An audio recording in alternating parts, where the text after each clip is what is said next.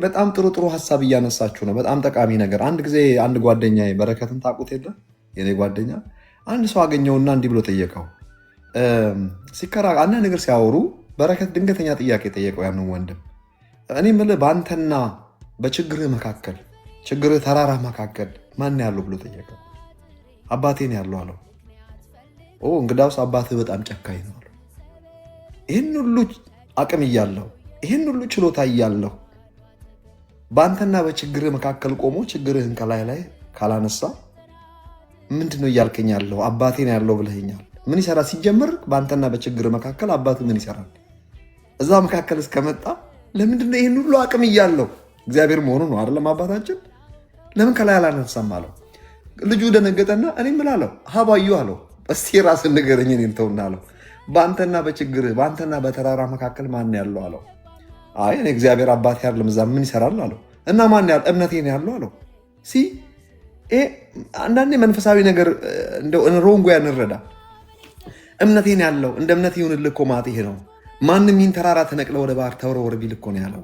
ኢሳብቱሚ ማንም ይህን ሾላ ዛፍ ተነቅለ ወደ ባህር ተወርወር ቢል ነው ያለው። እምነት አድኖዋል፣ እምነትሽ አድኖሻል፣ እንደ እምነት ይሁንልህ። ይሄንን ቃል ልንሽር አንችልም እኛ።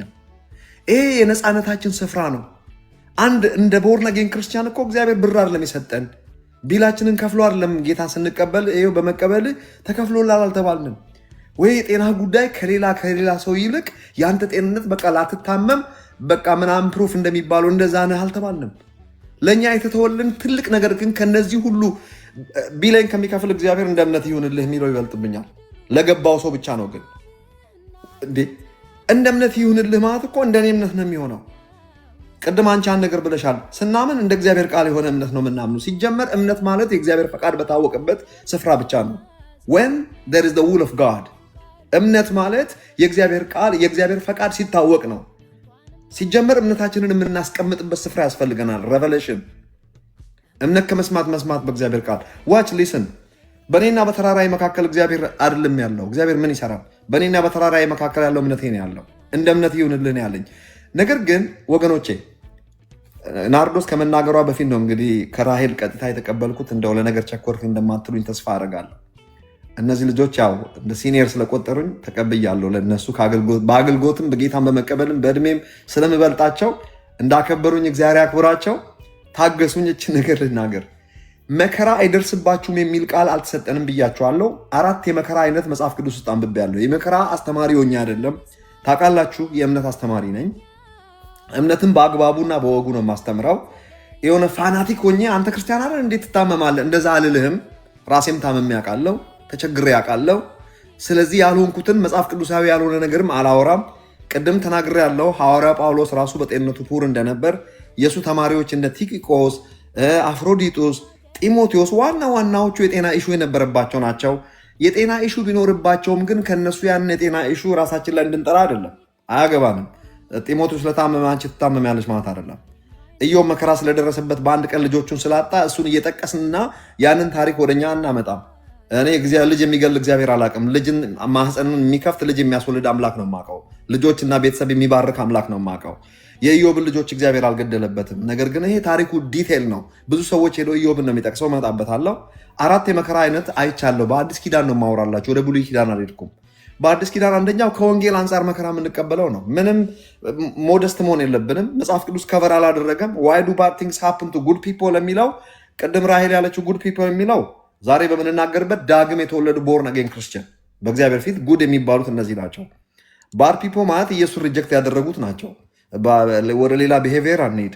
ኦኬ ከወንጌል አንጻር ስለምንቀበለው መከራ ቃል በቃል መጽሐፍ ቅዱስ መከራን ተቀበል፣ ወንጌል ሰባኪነትን ስራ አድርግ። በቃ ምን ብታደርጊዋችን ከራስሽ ቴሪቶሪ ወጥተሽ የጠላት ወረዳ ገብተሽ ለመናጠቅ በምትሄጂበት እሳት መካከል ስገ እሳቱ ላይለበልብሽ ነው እንዴ? መለብለብ ብቻ አይደለም። መጽሐፍ ቅዱስ እስከ ሞት ድረስ የታመንክ ሁን ነው የሚለውና ሞትም ሊኖር ይችላል። አታካብዱ ነው። ከሐዋርያት አንድ ሰው ዮሐንስ ብቻ ነው ናቹራል ደዝ የሞተው።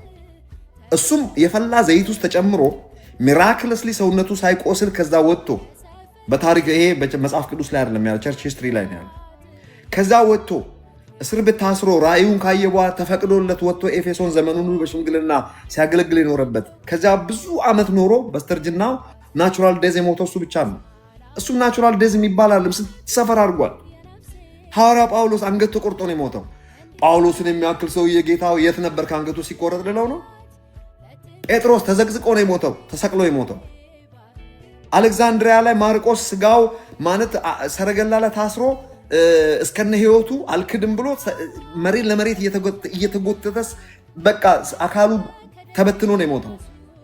በርጠሜዎስ ማነው በርተሎሜዎስ ስጋው ከላዩ ላይ እየተቆረጠ በህይወቱ ትክዳለህ አክድም እየተባለ እንደዛ ነው ህይወቱን የሰጠው።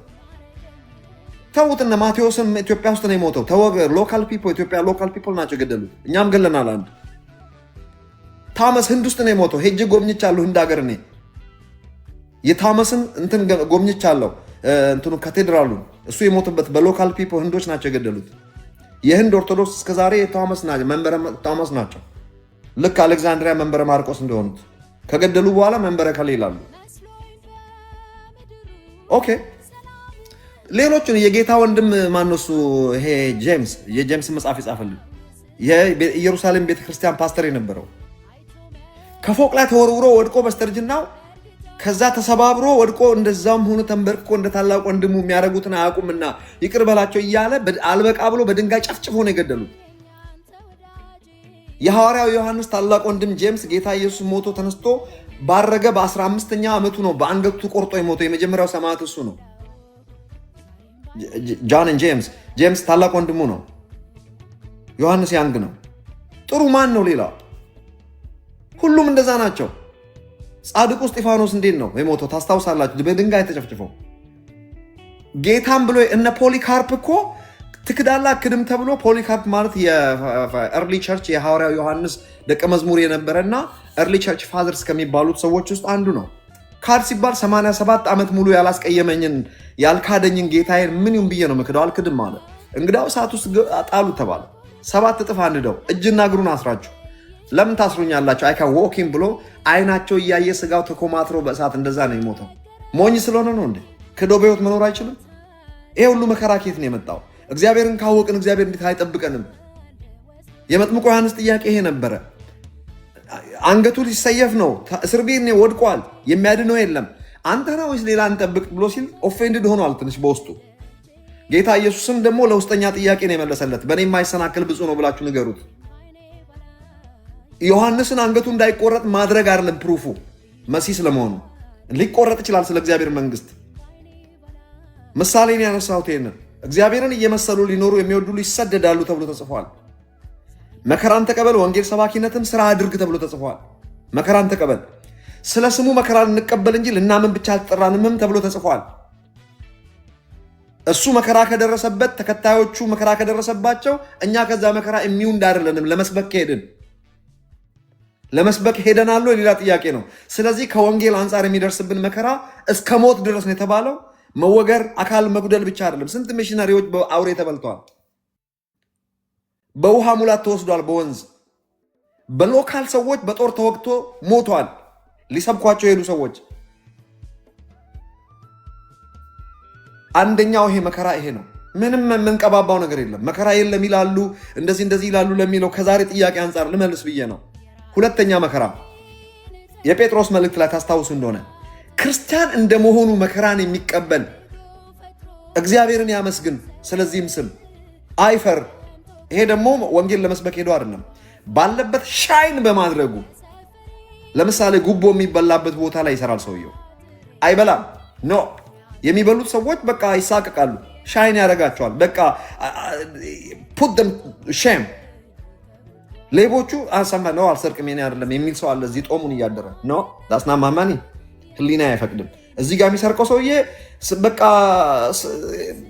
ምንም ባይነካውም በቃ ይሸክከዋል። ይሄ ሰውዬ ተነቅሎ ቤት ነው ደስ የሚለው። ከስራ ለማስባረር ቀና ደፋ ይላሉ። ልትባረርም ትችላለህ። በቃ ሻይን በማድረግ ብቻ ቅናት። ከዛ ሰይጣን ዝም ብሎ አይተኛም። ክርስቲያናዊ ህይወት ካሳየ ብርሃን የምታበራ ከሆንክ የጨለማ ልጆች አርፎ አይቀመጡም። የራሱን ሰዎች ያስነሳል። ይሄንን ሰው መጽሐፍ ቅዱስ ምን ይላል? ክርስቲያን ስለመሆኑ መከራን የሚቀበል እግዚአብሔር በዚህ ስም አይፈር፣ ይልቁንም መከራን ይቀበል፣ የክብር መንፈስ ላዩ ላይ ያርፋልና። ይሄ ሰውዬ ሪዋርድ አለው። ሪዋርዱ ምንድነው? የክብር መንፈስ ማለት አቶ ከላይ ይባላል አይደለም ወዳጅ። የተነሱብህ ሰዎች ከስራ ይባረራሉ። አንተ አለቃቸው ትሆናለህ፣ ሲኦ ትሆናለህ። ትንሽ ቆይቶ ምን እንደሆነ አይታወቅም። ብቻ ትንሽ ፌትፉል ጸንተህ ቁም። ግን ትንሽ የክብር መንፈስ የሚለው ቋንቋ ነው፣ ግን ትንሽ ጭካኔን ይጠይቃል።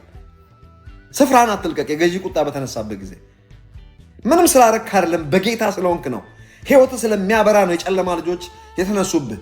ትንሽ ጸንተህ ቁም። ይሄ ለመስበክ ሄዶ አይደለም፣ ባለበት ቦታ ሻይን ስላደረገ ነው። ሁለተኛው የመከራ አይነት ይሄ ነው። ስለ ወንጌል መከራ የሚቀበለውና ህይወቱን ሪስክ የሚያደርገው ዋጋው ከዚህ አይደለም፣ አክሊል ይጠብቀዋል እሱ። ይሄኛው የክብር መንፈስ በዚህ ምድር ነው የሚጀምረው። እኔ በታናሽ ወንድሜ ይሄን ጉድ አይቻለሁ። ሲኦ ነው ማነው እንትን ነው ወንድሜ ዳይሬክተር ስቴጅ ላይ ሁሌ የሚሰራው እና ሁሌ ታማኝ ስለሆነ በቃ ይነሱበታል፣ ያሸንፋቸዋል። ሁሌ እግሩ ስር ነው የሚወድቅ። እነሱ ይጠፋሉ፣ እሱ ሻይን ያደርጋል። እሱም ብቻ አይደለም ብዙ አይቻለሁ። ትንሽ ሌላ ነገር የለውም። እውነተኛ ስለሆነ፣ የማይሰርቅ ስለሆነ፣ የማያሰርቅ ስለሆነ የእሱ ወንጀል አለመስረቁና አለማሰረቁ እንደሆነ አይታወቅም። የክብርን መንፈስ ያርፍበታል ማለት ይሄ ነው። ግን ትንሽ ጨክኖ መቆምን ይጠይቃል። ሶስተኛ የመከራ አይነት መከራ የለም በቃ በእግዚአብሔር ሰዎች ላይ መከራ ሊደርስ አይችልም ለምትሉ ሰዎች መልስ እንዲሆናቸው ነው። ሶስተኛ የመከራ አይነት ሶስተኛዋ ታስቃለች።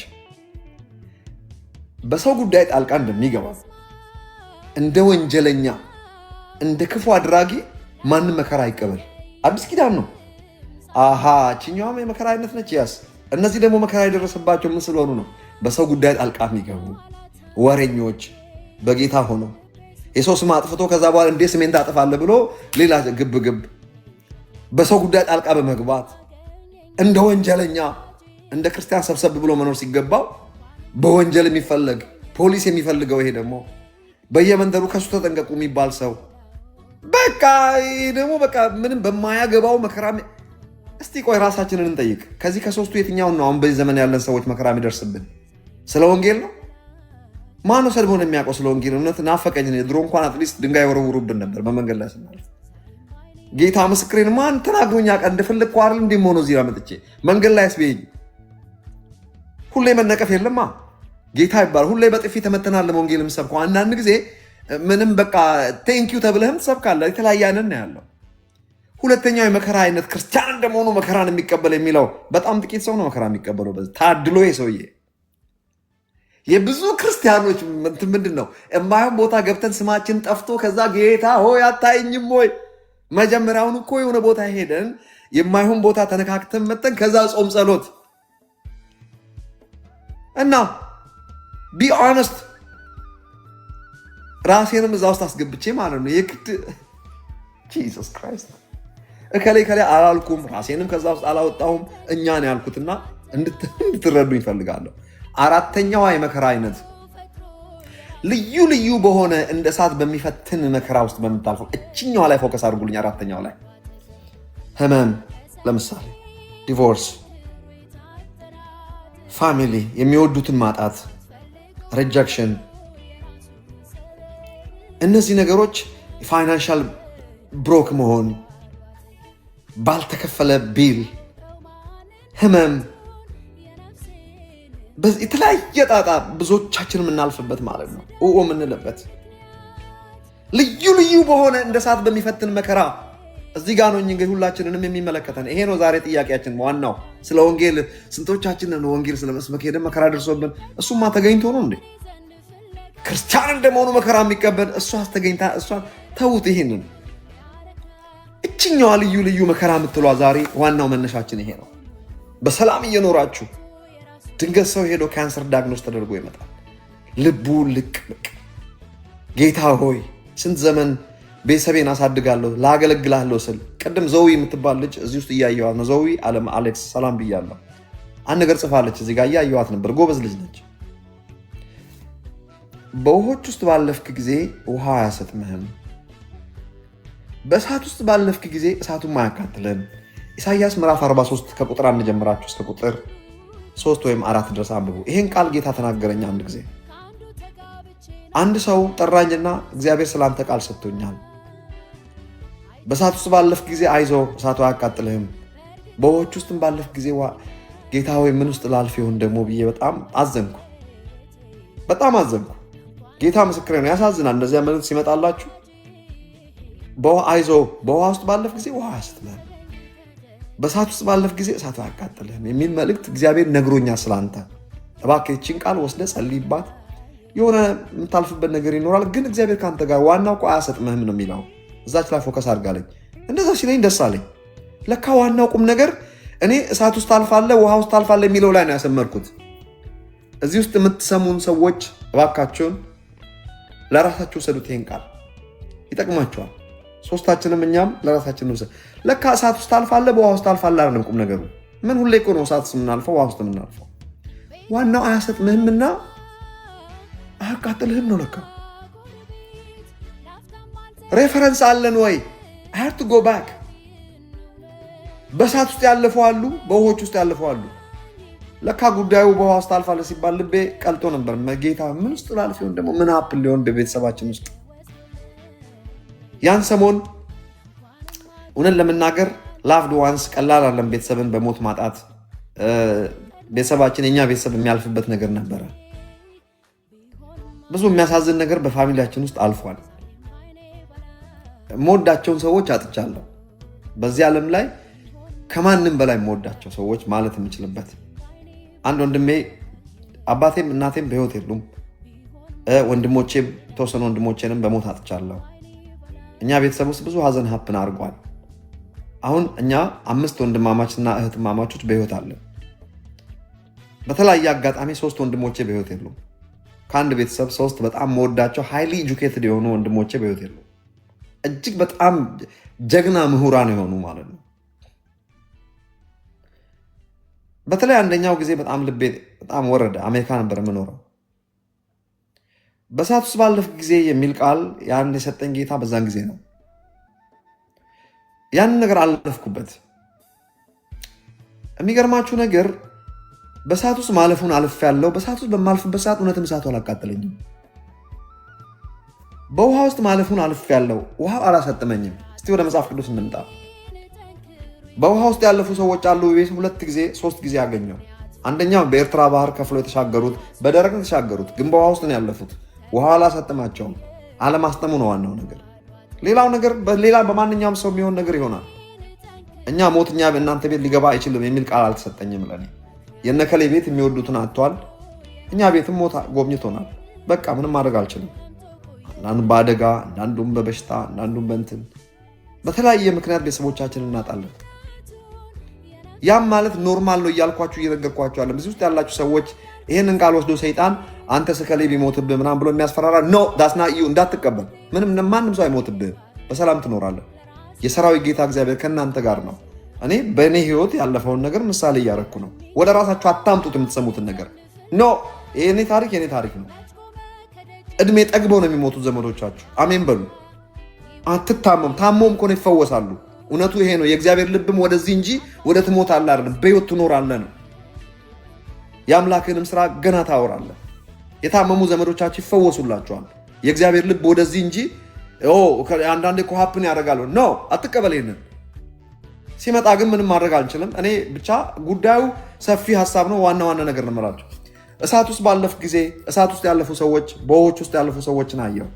ከዚያ በኋላ በዮርዳኖስ ወንዝ ሞልቶ ነበሩ። ዮርዳኖስ ሄጃ ጎብኝቼዋለሁ። ዮርዳኖስን በአካል ሄጃለሁ። እስራኤል ሀገር በክረምት ወራት እንደሚሆን ዘግቶ ነበር፣ እንኳን ሰው ሊያልፍበት። ማዕበል ነው እያለፈ ያለው ውሃው። በዛ ውስጥ ካህናት እግሮቻቸውን ሲያስገቡ ነው ይሄ ደግሞ የደረቀውና አሁንም እስራኤላውያን ታቦት ተሸክመው ቀድሞ የገቡት አልሰጠሙም። ህዝቡም ከብቶቻቸውን በደረቅ ተሻገሩ። ምን የሚመለከት ነገር አለ? ውሃ በታሪክ ከዳገት ወደ ቁልቁለት እንጂ የሚፈሰው በታሪክ ወደ ዳገት ሲመለስ በታላቅ ፍጥነት ሲሸሽ አይተን አናቅም። የሰራዊት ጌታ እግዚአብሔር ከያዕቆብ አምላክ ፊት ግን ባህርም ሸሸች ይላል። አንቺስ ዮርዳኖስ ወደኋላ የተመለስሽው አረ ለመሆኑ ምን ሆናችኋል ተብሎ ተጽፏል። ክብር ለእግዚአብሔር ይሁን። ውሃው በኃይል ወደኋላ ተመልሶ ነው በደረቅ ተሻገሩት። ሌላ ኤልያስና ኤልሳ ዮርዳኖስን ከፍሎ በእሳት ውስጥ እንደሚያቃጥል እሳት ሌላ ትሪ ሂብሩ ቦይስ የሚባሉት ሚሻቅ፣ ሻድራቅ፣ አቤድናጎ እነዚህ ሚሳኤል ማን ነው? ሚሳቅ ምንድን ነው በአማርኛ የሚባሉት? እነዚህ ትሪ ሂብሩ ቦይስ የሚባሉ ዳንኤል መጽሐፍ ላይ የሚባሉት ሲድራቅ፣ ሚሳቅ እና አቤድናጎ ኤግዛክትሊ። እነዚህ ሶስቱ ሰዎች ሶስቱ ብላቴናዎች አይሁዳውያን እነዚህ ሰዎች በእሳት ውስጥ ለካ ይህንን ሬፈረንስ የሚያደርገው ኢሳያስ አለ። ሬፈረንስ ፓወር ኦፍ ሬፈረንስ ቀላል አይደለም። ፓወር ኦፍ ሬፈረንስ የሚለው ነገር አሁን ለነጋዴ ቤተሰብ ልጅ ንግድ ውስጥ ግባ ብትሉ ቀላል ነው። ሬፈረንስ አለው፣ እያየ ያደገው ነገር አለ። አይቶ ያላደገው ሰውዬ ግን ነግድ ብትሉት ከስክራች ስለሚጀምር እስ ሪሊ ዲስትራክቲቭ። ሬፈረንስ ፓወር ኦፍ ሬፈረንስ ሬፈረንስ አለው። ሬፈረንሱን ወደኋላ በውሆች ውስጥ ያለፉ ሰዎች አሉ፣ በእሳት ውስጥ ያለፉ ሰዎች አሉ። በእሳት ውስጥ አለፉ፣ ሰናፊላቸውን እንኳን አላቃጠላቸውም፣ የእሳቱም ሽታ አልደረሰባቸውም። ነገር ግን መጽሐፍ ቅዱስ እንደሚናገረው 7 times harder than usual ነው የሚለው። ከ7 እጥፍ እቶኑን አነደዱት። የንዴቱ ብዛት አልበቃ ብሎ 7 እጥፍ እንዲግል እቶኑን ካደረጉ እዛ መካከል ራቅ ብሎ ነው የጣሏቸው፣ ገፍትሮ ልቅ እሳት እንደሚቀልጥ። however they went through the fiery furnace. praise the Lord. guess what? በዛ ውስጥ አልፎ ሄዱ እንጂ እሳቱ ሽታ ልብሳቸው ላይ እንኳን እሳት የጭስ ሽታ እንኳን የሆነ ነገር ይኖራል። ሰናፊል ምን እንደሆነ አላውቅም። እነሱን እንትና የጸጉራቸው እዚህ ጋር እንትን ላይ የሚበቅል ጸጉር አለ፣ ስስ ጸጉር፣ እሱን እንኳን አላቃጠለም። የእሳት ሽታ ማልደረስ ታዲያ ዝም ብለን እንጂ የምንፈራው ለካ በውሃ ውስጥ አታልፍም የሚል ተስፋ ቃል የለም። ማይ ፍሬንድስ አታውቁም እንጂ እናንተ ራሄልም ናርዲም ሁለታችሁም አልፋችኋል በእሳት ውስጥ ብዙ ጊዜ እሳቱ አላሰጠማችሁ። you're still standing, that's why you're here, you're still standing። እግዚአብሔር የተመሰገነ ነው። ለምን እናጋንናለን? በወደቀው ዓለም ውስጥ በምንኖርበት ሰዓት እና ያ ነገር በመጣ ጊዜ በዛን ሰዓት ደንግጬ ነበረ። ና የነገረኝ ሰው ግን ፎከስህን አለኝ። አንዳንድ ጊዜ መንፈስ ቅዱስ ይጠቀማል በሰዎች አያሰጥምህምና አያቃጥሉም የሚለው ላይ ለምን አታሰምርም አለኝ። ወዲያውኑ እኔ መጀመሪያ ያሰመርኩት ተመልከቱ። እንደ አንድ ሃይማኖተኛ ሰው የሚያደርገው ምንድነው? በእሳቱ ጌታው እሳት የምን እሳት የሚለውን ስሰማ ማለት ባህር ውሃ አቧ አታጋንህ፣ በውሃ ውስጥ ማለፉን ታልፋለህ። አያሰጥምህም ነው የተባልከው። ውሃ ውስጥ ሲታለፍ አንዳንዱ በውሃ ላይ መራመድ አለ፣ አንዳንድ ጊዜ ተከፍሎልህ መሻገርም አለ። የቱን ትመርጣላችሁ? በጂሰስ ሰይድ ሃሌሉያ። አንድ ፕሮፌት ማን የሚሉት ሰው ኢንተርቪው አድርጌ ነበረ። ስለዚህ ጉዳይ ሳነሳበት ስማ አለኝ። 21ኛ ክፍለ ዘመን ዛሬ አለ